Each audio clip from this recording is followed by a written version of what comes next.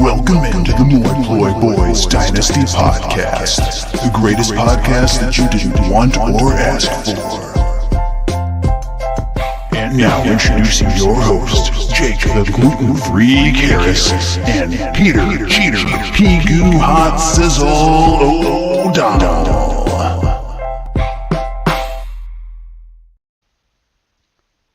What is up, boys? And welcome into the My Play. It's your boy Jake, the Gluten Freak Harris, and welcome in. We have a fun discussion today. We are going to be talking about some ticking time bombs. All right, every single year you are like, all right, I got this rookie. He's drafted. He's got this great situation. There's only like one guy ahead of him, and that guy's injury prone, so he's probably going to go down at some point. And I am going to get so many points once James Conner gets injured. But you know what happens almost every year? Players get signed to teams. Players that are just floating out there in this atmosphere, and their only goal in life, it's not to become fantasy relevant assets for you. It's to just completely fucking annihilate your hopes and dreams for those rookies. For example, Keontae Ingram owners collectively wept as Darrell Williams was signed to Arizona. How stupid did people get thinking that Keontae Ingram was going to be a thing? Well, Keontae Ingram was recently drafted in the 305 spot in one of our rookie drafts that is currently going on. In another draft, let me pull it up on my phone. I took a screenshot of it because I just thought it was so freaking funny. In one of these drafts, let's see, was it this one? Yes, this is a startup draft. In a startup draft, Keontae Ingram was drafted one pick behind Mike Gesicki. Oh no! He was drafted a pick before Mike Gesicki. He was drafted the very next pick after Tyrion Davis-Price. Players that went after him, after Keontae Ingram, include Mike Gesicki, Tyler Boyd, David Bell, Jalen Tolbert, Calvin Ridley, Cordell Patterson, Alan Lazard, Tyler Lockett, Robert Woods, Zach Ertz, Albert O. Can't see because the streamer's faces are in the way. OBJ, Melvin Gordon. Like, all of those players were drafted after Keontae Ingram. And you know what happens?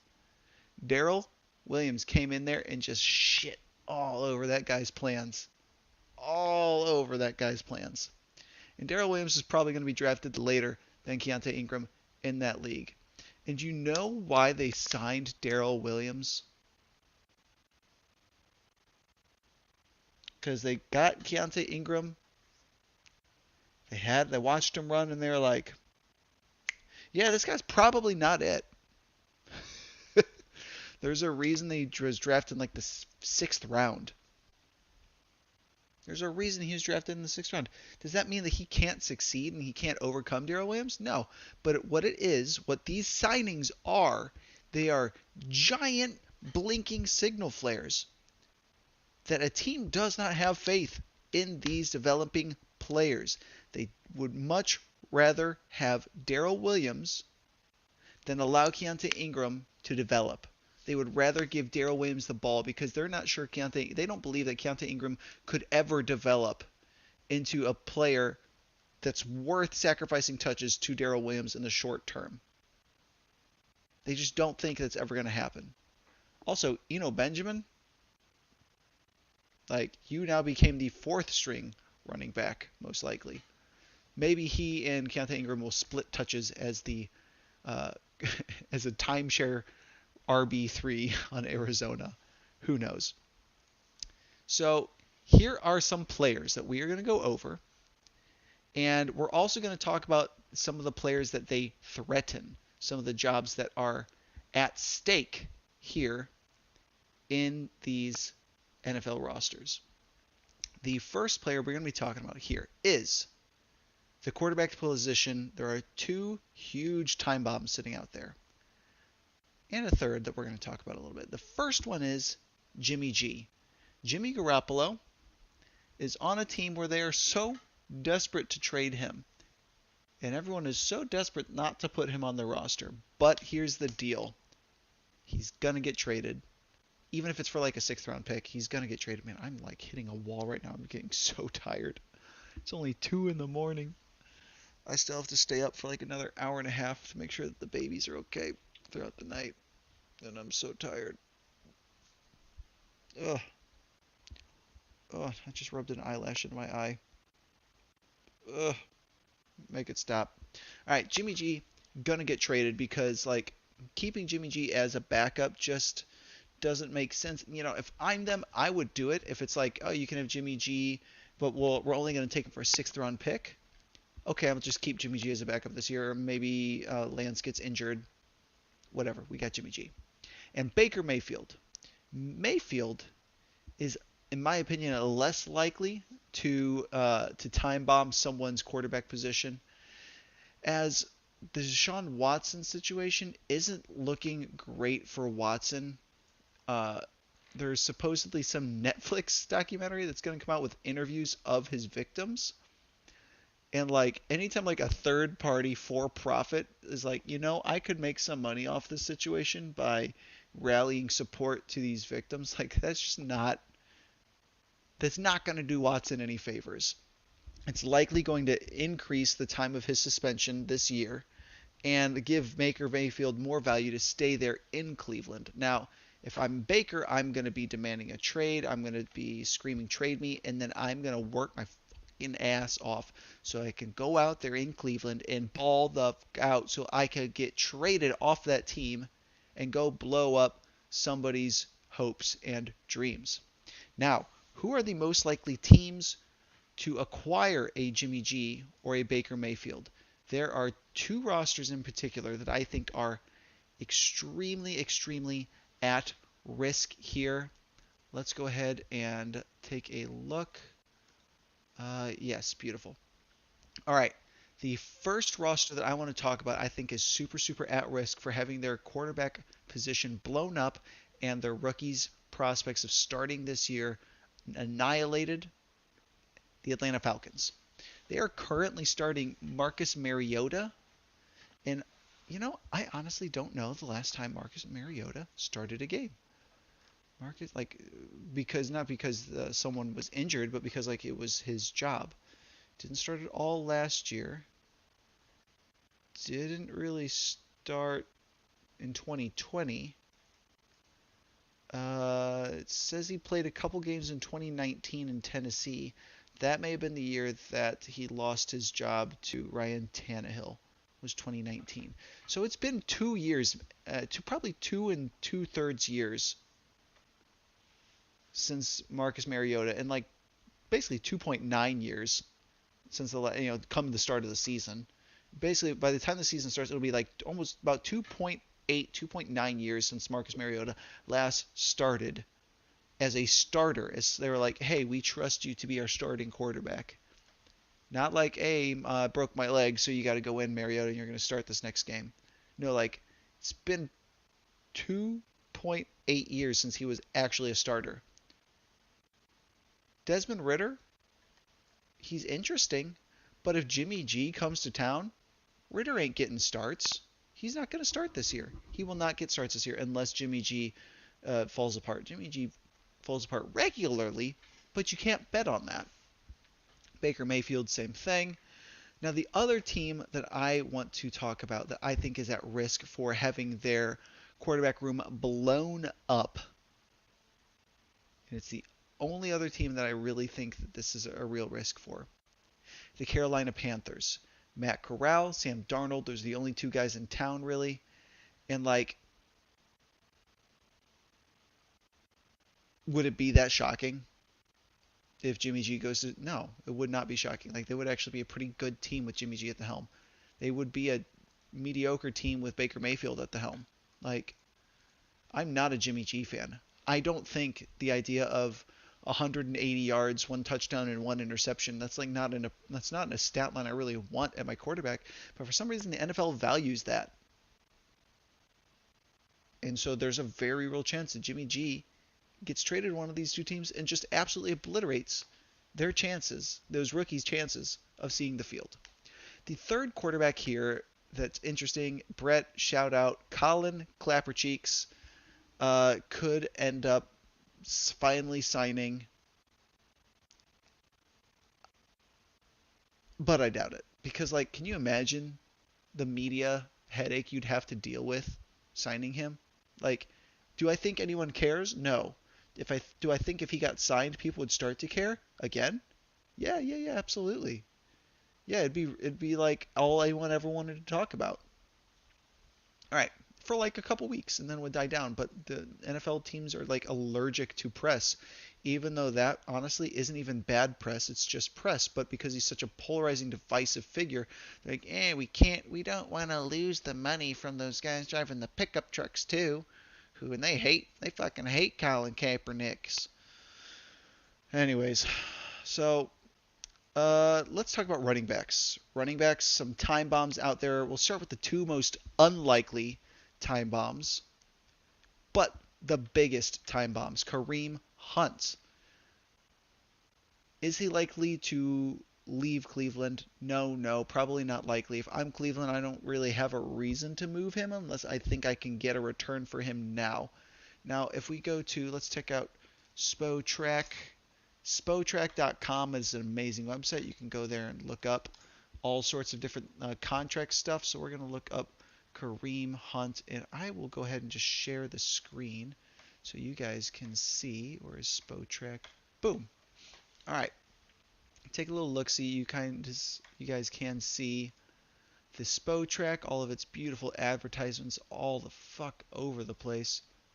Spotrac will show you that he is a complete and utter free agent this year. And if at any point they wanted to cut him, they can do so for free. He has 0 dead cap. Now, he's kind of a bargain, I would say, at a 6.2 cap hit.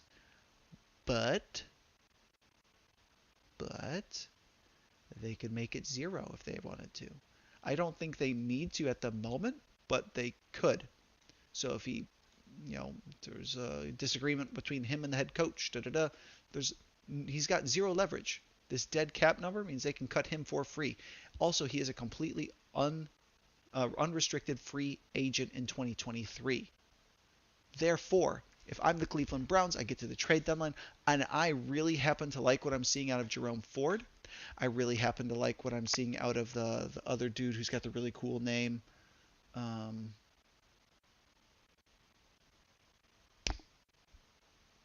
Shoot. Browns running backs.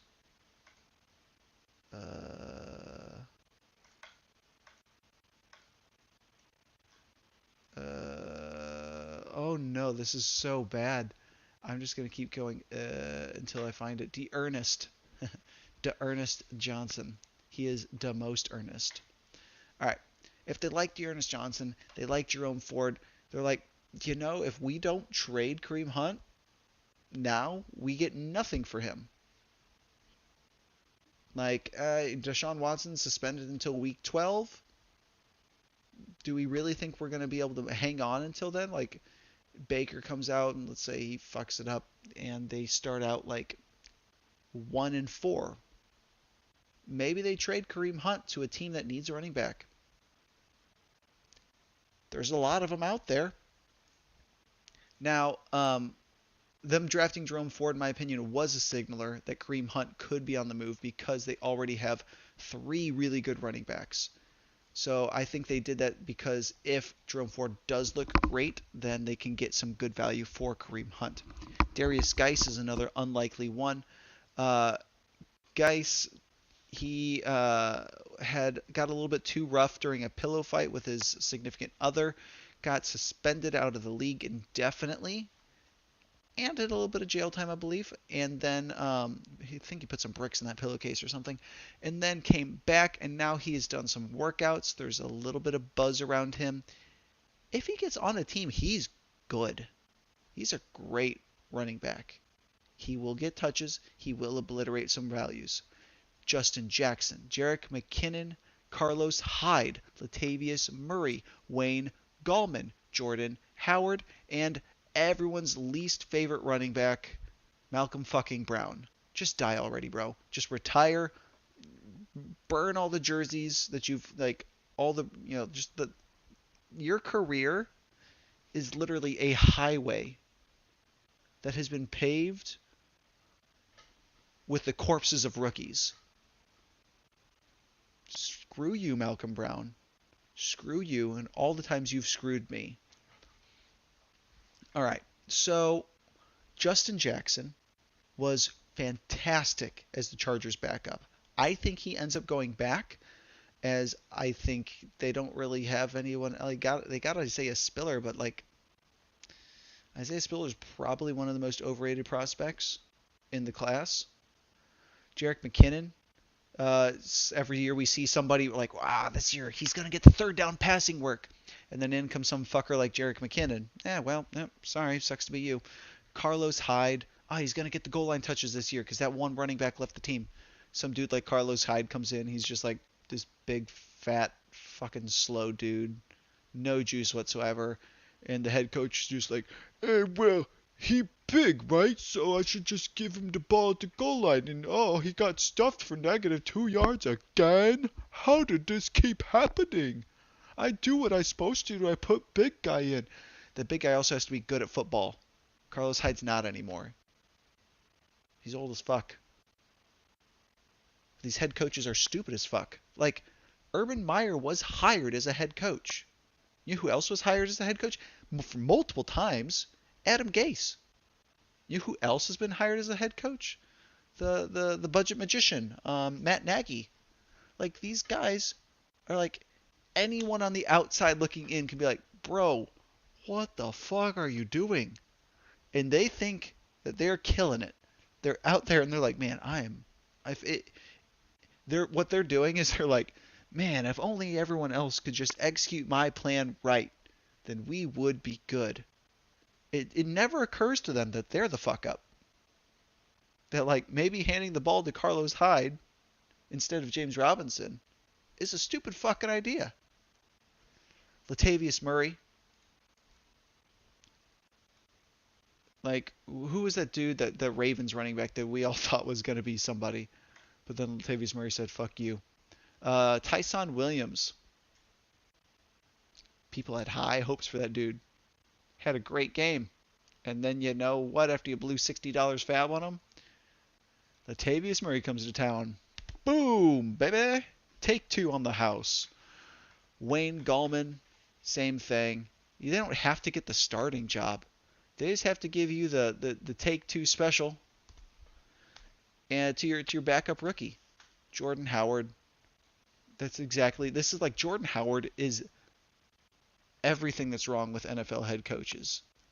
They don't want to answer questions. Why did you have a 195-pound running back in on the goal line when you have Jordan Howard on your team? If you don't want to answer questions from making a gutsy but actually intelligent call by letting your scat back, who's got actual juice, touch the ball on the goal line, who's like actually agile and can leap over defenders and can jolt through a bolt through tiny little holes in the O line. Like, sure, he can't drag a linebacker, but when you're at the goal line, you don't have to drag a linebacker 3 yards. You just have to not get blown the fuck up in the backfield. But players like Jordan Howard are particularly good at getting blown the fuck up in the backfield. And then you're like, well, Jordan Howard failed me, man. This is his job. He big. I give him ball. He no do good. What can I do? I'm clear of all doubt, of all guilt. I did what every other head coach in the NFL does. And they just do this so that they don't have to answer hard questions on next time's job interview. Malcolm Brown, honestly, like, I don't even understand Malcolm Brown. I don't understand it. I get that there's more to the NFL than fantasy points, but like if you're an opposing defense and you see a dude like Malcolm Brown across the field who runs like a 5.8 40, you don't I'm if I'm a linebacker or a safety, let's say I'm a safety and I see Malcolm Brown in the backfield, I think to myself, I'm going to play the pass because even if that slow fucker gets the ball, I've got all day to catch him, and he'll still only gain 2.5 yards. I'm gonna go back 20 yards deep. You know why? Because by the time he gets to the line of scrimmage, I'll meet him there. I don't like. Sure, he's a good pass blocker. He doesn't fumble or whatever, or so they say. I'm gonna actually check and see if he fumbles, because fuck Malcolm Brown. Hate that guy. Malcolm. Malcolm. You even spell it stupid. I mean, everyone spells Malcolm that way, but whatever. Fuck you. Yeah. On 100 attempts, he had one fumble. See, fuckers? It's a 1% fumble rate. Dumb fucks. It's actually not that bad, but fuck them. Alright. So, like, it's possible. I think the league has recognized what I just explained, that like why would a defense ever it just takes it literally is taking someone from your offense that a defense has to cover and removing them. Like, have you ever played in like a pickup basketball game and there's only the one dude that can like score? Like when the guy who can't score gets the ball, you don't have to cover him. Go ahead, shoot, bro. Go ahead. I dare you to shoot. I will give you all the space in the world. Please shoot the ball. I'll let you take a 10-footer wide open. Please shoot. That's how Malcolm Brown. That's Malcolm Brown. But NFL coaches fucking love Latavius Murray's, Wayne Gallman's, Jordan Howard's. Wayne Gallman's actually got a little bit of juice. Carlos Hyde's, Malcolm Brown's. Like, they love them. Anyways, I've talked too much. Head coaches are fucking stupid. Next up, teams that are going to get fucked over by these dickheads. Teams that are going to get fucked over by these dickheads include, but are not limited to, the Arizona Cardinals. They already got fucked over once. The Los Angeles Chargers. It's entirely possible Justin Jackson comes back and gives Isaiah Spiller the old. Kansas City Chiefs already got Ronald Jones, who did that to all those guys. At least it was before the draft. That's nice. Indy's got a very high chance of signing one of these fuckers. They have Naheem Hines, but if anything happens to Jonathan Taylor, like, wouldn't it be nice to have Latavius Murray, Jordan Howard, Malcolm Brown? I don't think so, but I'm not a fucking idiot head coach. So, Washington already fucked up their backfield. Dallas, yeah, honestly, I could see one going to Dallas and like having that Tony Pollard upside just get fucking tanked. If like Justin Jackson, Jerick McKinnon goes to Dallas, I'd be a little skeptical. Something happens to Zeke, the whole thing's like Pollard's is like, what is this, for 4 years now? We've been saying Pollard's the league-winning running back if something happens to Zeke. Well, no, he wouldn't be. But the most likely is Atlanta, Houston. Dameon Pierce is currently being drafted near the end of the first round, early second. Could get totally fucked over. You could have totally fucked your first round pick by spending on Dameon Pierce, or your early second by spending on Dameon Pierce. Tyler Algier, some dumb fucker in my other league. I just gotta show you this. This is so stupid. No, because he'll show his name, and I don't want to put that on the internet. But he spent, what was it? Draft room. He spent the 110 on Tyler Algier. Jahan Dotson, Christian Watson, George Pickens, Alec Pierce, John Mechie, Dameon Pierce. Dameon Pierce was on the board. He reaches around Dameon Pierce, reaches around Isaiah Spiller, around Rachaad White, around Brian Robinson, around Tyrion Davis-Price, reaches around all of those guys to get Tyler Algier. And I just don't get it. I just don't get it. Um, so like those teams are all in a very real threat of having their backfields obliterated. New Orleans could use a backup. Um, Pittsburgh has no backup whatsoever. They could use somebody. But like Houston and Atlanta have rookies that are being drafted highly that could get fucked over.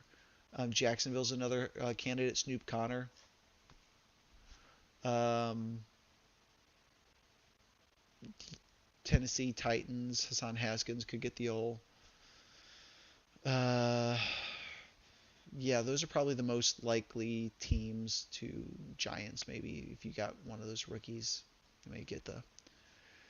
But yeah, I would say those are probably the most likely teams. All right, now this is kind of the most interesting because these time bombs are big names at the wide receiver position. We have floating in the atmosphere, unsigned right now, Odell Beckham Jr., William the fuckhead Fuller, Julio Jones, Antonio Brown, probably not gonna happen, Cole Beasley, T.Y. Hilton, and this guy, this last one, could be coming in at like a drunk driver and just like ready to just blow up your whole roster. Henry Ruggs. No, I'm kidding. I just said that for the really insensitive joke. All right. So OBJ is coming in here, and OBJ, if he signs to a team like Chicago, what do you think happens to Velus Jones' perceived value? It doesn't matter that OBJ is not going to come back until like December. Down the shitter. What if he goes to a team like Tampa Bay? Russell Gage? What if he goes to a team like the Chargers? Josh Palmer? Jalen Guyton? You see what I'm saying? There's so many teams that could just have their value flushed by OBJ. Now, let's just go ahead and talk about some of these other teams. Indianapolis. Alec Pierce could have his value obliterated if Julio Jones comes to town, for example. Yeah? Yeah, absolutely. Miami, that's not going to happen. Dallas is not going to happen. Philly's not going to happen. Atlanta. Atlanta could happen.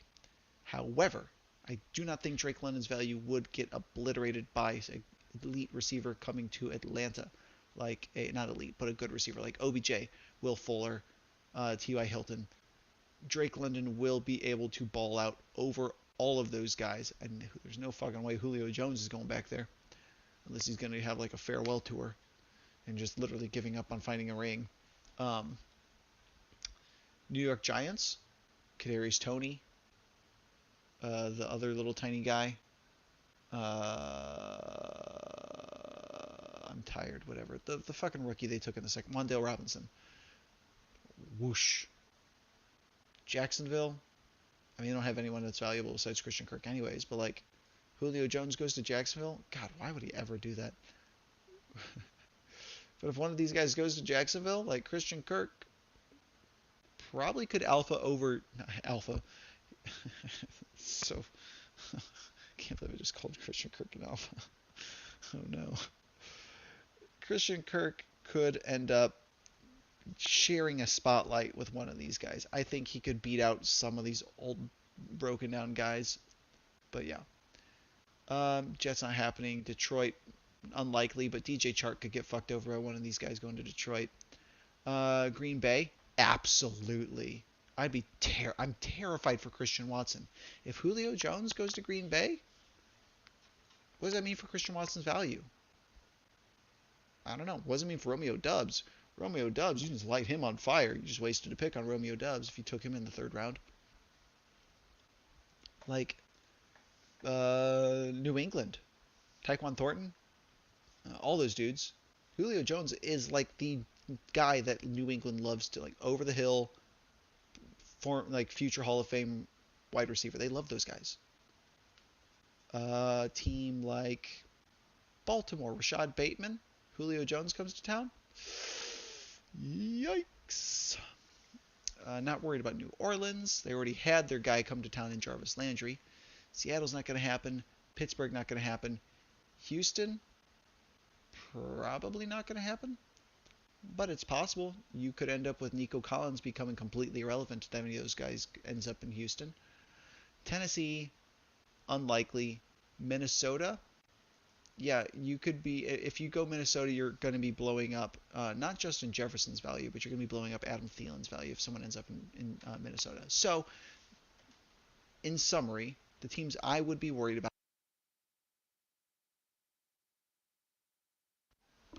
if my headset doesn't make noise for 30 minutes apparently, then, which is how long this video is, then it shuts off automatically. Sorry about that. All right, the teams I would be the most worried about, the players on these teams. Chicago, I would be scared for.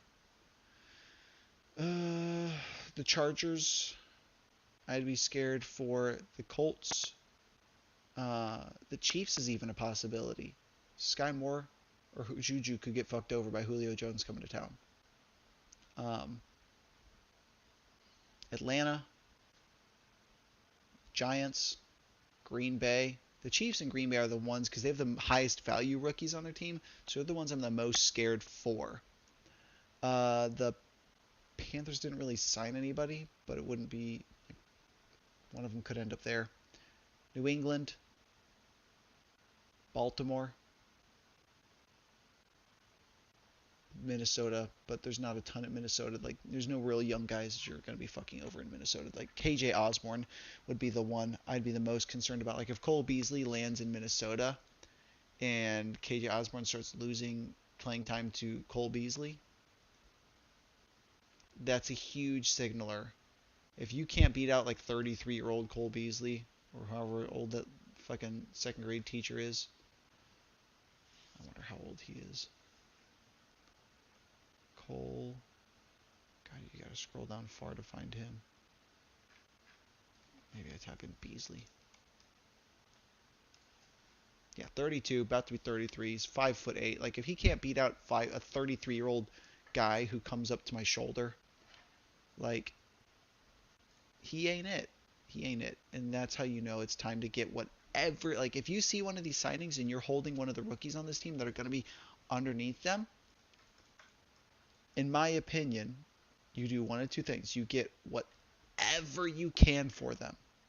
Anything. Third, fourth round pick, 2 years down the line, doesn't fucking matter. Just get something of value because you're going to end up dropping them from your team at some point this year when they do abso-fucking-lutely nothing.